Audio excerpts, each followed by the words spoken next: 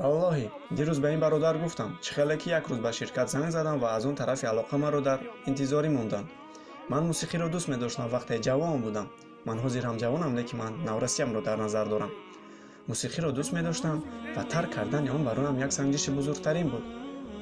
лекин ҳар вақте ки Майкл Ҷексон мехонад, маро ба худ мекашад то бадани худро ҷӯй монам ва ба рақс дароям. чунки ин хел чизҳоро партофтан хело мушкил аст ва тарк кардани ин хелода душвор аст. дар бораи чӣ гап мезадем? Як рӯз бо телефон дар хати алоқа интизор будам ва як мусиқӣ хонд. Ман номи ин мусиқиро намегӯям, чунки он чизе ба ман рӯй дод ба шумо низ рӯй надиҳад. ҳамин тавр ман интизор будам ва ин мусиқӣ хондан гирифт ва ман бо ҳамаи ҳамин рӯшу суннатҳоям ҳамин тавр кардам. ин мусиқӣ ҳамагӣ 2 минут хонд. бародар, ҳамагӣ 2 минут.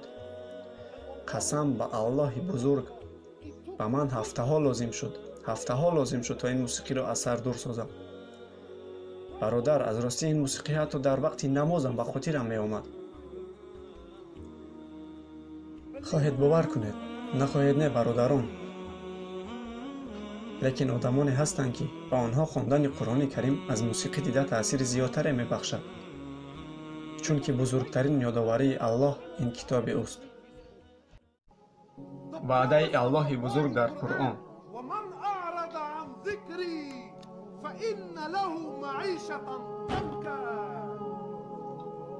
ҳамин тавр аст. ин ҳақиқат аст.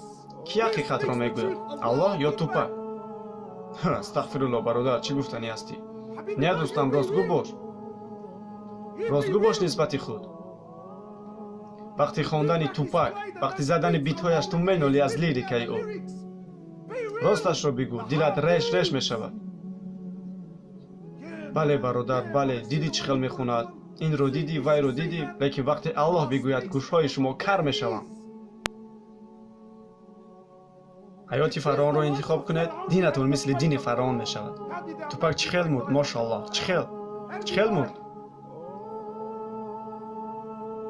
Аллоҳ такрор ба такрор нишон дода истодааст, ҳар касе ки пайравӣ ба фараон карданд, Аллоҳ несташон кард ва несташон кард аз рӯи ҳамон чизҳое ки фахр мекарданд.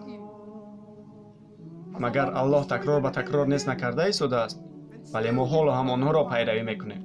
чӣ мефармояд Аллоҳи бузургу ягона? ҳар касе ки аз дини ман дур мешавад, аз ёди ман дур мешавад ва аз роҳи ман дур мешавад. гӯш кунед бародарон, гӯш кунед, ин далел аст. ҳар касе ки аз мазҳаби Аллоҳ дур мешавад, Аллоҳ барояш ваъда кардааст ки ӯро ҳаёти талху вазнин интизор аст. албатта, шояд ин дар чашмони шумо дураш ва олиҷаноб тобад. бародар, мошини ӯро бин, пулҳои вайро бин, инро бин, вайро бин, вале фикр накунед ки онҳо хушбахтанд. фикр накунед ки онҳо хушбахтанд. аллоҳи, ман танҳо чизи донистаамро мегӯям. бале, аз берун ин хело зебо метобад, лекин аз дарун ин ҷазиру ҳаром аст. рафта бинед ҷавононе ки дар ҳамин вазъият ба воя расиданд, то чӣ андоза ба ин қуллаҳо расидан мехоҳанд. бале, ин роҳе ки ман ба қуллааш расидан мехоҳам. мефаҳмӣ бародар, ин роҳи интихоб кардаи ман аст. ба ҳамин мақом расидан мехоҳам. барои чӣ? ва шумо медонед ки ин гуноҳи ҳамаи мост. қасам ба Аллоҳ, ҳатто ман гунаҳгорам дар ин кор. медонед барои чӣ? чунки аз ростӣ қоил мешавем ё не, махсус бародарои диндор, мо дӯст медорем зиндагии онҳоро, мо таъриф мекунем ин хел ҳаётро.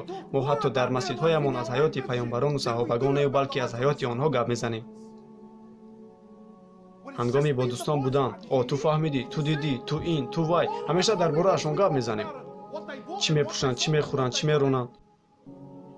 лекин вақте мебинем ки ҷавонони мо ин корро мекунанд, дарав мегӯем бародар, ин кори хато аст. мо дӯст медорем инро, қасам ба Аллоҳ дӯст медорем. чунки мо таъриф мекунем ин хел ҳаётро ва имрӯзҳо бибинед ҷавонони мо чӣ гунанд, онҳо чӣ доштан мехоҳанд. онҳо мақоми баландро мехоҳанд. чаро? чунки мақоми баланд ба онҳо эҳтиром медиҳад, мошини бо суръат, бо чунин мақом ҳамеша бо занони зебо мегарданд, чунин мақом дигару медиҳад. лекин шумо намебинед ки чизеро ки ӯ бурда истодааст. ва аз ҳама муҳим, мо роҳи паёмбар саллаллоҳу алайҳи ва салламро гузоштем. зану оилаҳои худро мегузорем. қасам ба Аллоҳ, ҳатто модарону падарони худро мегузорем. дар ҳар чапу рост ба ҳама хиёнат мекунем, ба касоне ки қимату ноёбанд, ба касоне ки дар ҳақиқат дар ташвиши мо ҳастанд.